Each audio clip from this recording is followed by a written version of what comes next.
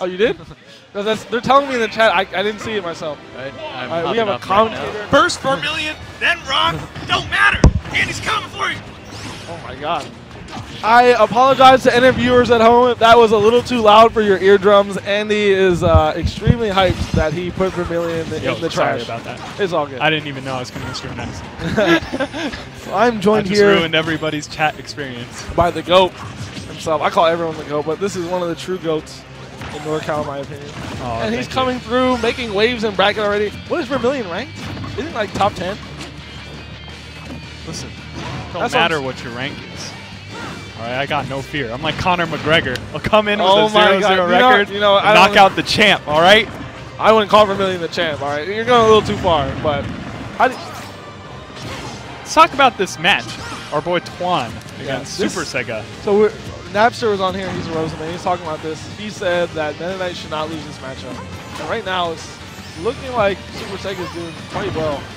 Like I said, this is my first time actually ever seeing SuperSega in person. I've seen him in the results at the Phoenix tournament. He always does really well. Yeah, I always see him in like top 3 of results pages too. But then again, a lot of the results pages that I see him on are like 16-man brackets or whatever, so I want to see him in like a full-fledged tournament. Right now, he's doing all right. He's got the stock lead in what is a horrible matchup, as most would say. I don't think it's that bad, just because the way Rosa keeps Mennonite out is really good, but at the same time, if you get hit at 7%, you die, so who am I to say it's not that bad? Here's the thing, dude, is when you have something like a 0-to-death kill just readily available at pretty much all percents, I can't believe anybody when they say, oh, this matchup is no worse than like 50-50. Like, I heard people say like Peach versus Mennonite is like 50-50. Like, you can't have something that broken in a matchup and say that the matchup is still 50-50 when they could just pull the trigger at any time you're dead. You know, like, that's not how a coin flip really works, right? Like, I think this matchup's like 6-4. This one? Solid, yeah, I think it's like a solid 6-4 at best, 55-45, but I would put it at 6-4. But a lot of people think like you pick Mennonite against Rosa and it's over. Oh, I think it's 65-35 because that's a true 2-to-1, right? Where like, oh, and 1 second, sorry. No, that's right over there at tournaments. Yeah. So, I was gonna say it's like a true 2-to-1 in my opinion, where it's like. You're sitting down for a 3-game set. I would expect the Mennonite if on equal level to win 2 out of 3 games.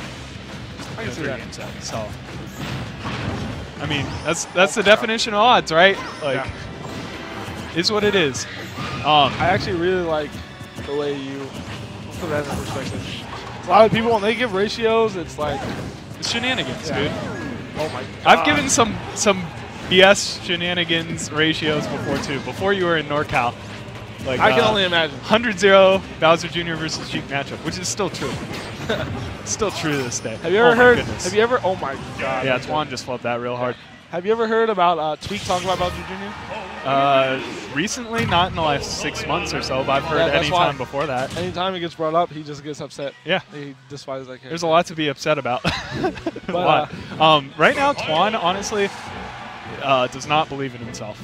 Yeah. so what it comes down to is like I've played with Twan so much, I've talked to Twan so much, and you can tell when like emotionally he just does not look like he's invested in the match, right? I think Twan's one of those people that I think Twan has a lot of potential, and when he's like in a good spot himself, he's an amazing player. I think all of the guys that like Sean's been training up on GT for the most part are guys who all have amazing potential, who could all do better, and all have a mentality that is not that like that Kobe Mamba mentality, right? Where you're like, I'm ready to take over this game, I'm ready to beat the crap out of whoever at any moment. And that's what you really need to like make it to the next level. Especially in a game like this where at any given moment you could just stop believing in the game. This game is defeating. Yes. This is a soul-crushing video game that we all, for some reason, still play to this day, man. I'll always say it. This game, I might not agree with a lot, but there's something that keeps me drawing back every time I go to a tournament. I'm just like, oh my goodness. And that's why this matchup is not so good. Yeah, like, the thing about this game is that mechanically it's really fun to play. The game, for the most part, when you're doing combos, it feels good to do combos. When you're playing the matchup right, it feels correct, and if everything feels right about it. It's just when you get wronged, it hurts so bad. Yeah. It's like you get down aired by Luma at 0 and you die off the side, and you're just like, oh, why do I play this game? I I feel like everyone at one point in time has contemplated why they're still here. I think a lot of it has to do with there's still so much more growth too in this game that people want to still learn. Because the stuff that, oh my god, Twan almost taking SuperSega off the top right there. A lot of the stuff that keeps people coming back are like the cool intricate footstool combos, the way that people are advancing the meta at like the top of the game. Yeah. And people want to like become the next MK Leo or something. That guy's a god, dude. Yeah, guy's a god. Any character he picks up is just insane. I was watching him play Corn. I'm like, Corn is really not. That's why I've been watching. Good. That's why I've been watching a lot. Yeah, that's who I've been watching a lot too. Oh my god, Twan taking it, running it back. Complete. You said he looked defeated, but that man came through. Because look at his posturing, man. Like, before this game, his face was like 10 times more upset than it looks right now. And he still looks kind of down on himself right now, too.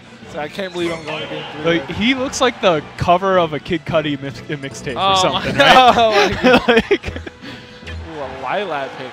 Just looking off in the distance, pondering. But for Twan, like, he has such a good character advantage matchup. He's played this matchup so many times. Like, he really knows that he should be winning a lot of these exchanges that he has been losing. SuperSega, though, fundamentally, from a neutral perspective, I haven't seen, like, too many big punishes out of him so far in this match, but he's playing it fundamentally, like you were saying, just spacing out pretty well on Twan's I think he's just a solid player. You know, I haven't seen any like too crazy like rolls and stuff. Like you watch Fallen play a lot. Yeah, Fallen is he does a lot of interesting stuff. Well, like I've got Napster. the privilege of fighting Fallen every day for like the last 2 years. Great, yeah. And let me tell you, man, that guy is a whole nother level. He has like a lot of good tricks. Yep. Like in Napster, like he's like a very unconventional Rosa, but he's so good at edge guarding. Because what Napster does is he pours on the aggression in places where you never expect a Rosa to do it. Yeah. So like he's just in places that you are not ready for, and he just hits you with moves that are basically unpunishable because it's Rosa. She has giant disjoints, and she puts her body out of the way, of harm's way. So it's cool seeing that like we're still talking about like this game in its perspective. It's like almost 3 years now that it's been out, and there's still so many different ways to play the game. That's what I really like about it. It's like, I mean, Meta Knight's a very. Oh yeah. I was just looking over SuperSega. He looked defeated. Head hit his hands right there. He had a good read though. Yeah. Not closing it out though. This is like the worst position to be right now. Yep. Right now. Full rage. And Luma's offline. This is 5%. Oh, that could have been it. This is going to be it. This is close enough to the ceiling. Oh no. Oh. I think he could have got one more up air. Actually, got one more up air. That would have been it. But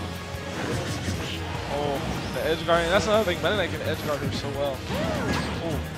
Yeah, this character is still wildly too underrated in my opinion. Meta Knight. Yeah. Up tilt killing right there. Like I've heard East Coast people saying that Meta Knight is garbage. Like top playing East Coast players. Meta Knight. Twan right there taking it with a forward smash. Going to take it 2-1 over SuperSega. And I'm actually up. Are you? Yes, I am playing Bandit.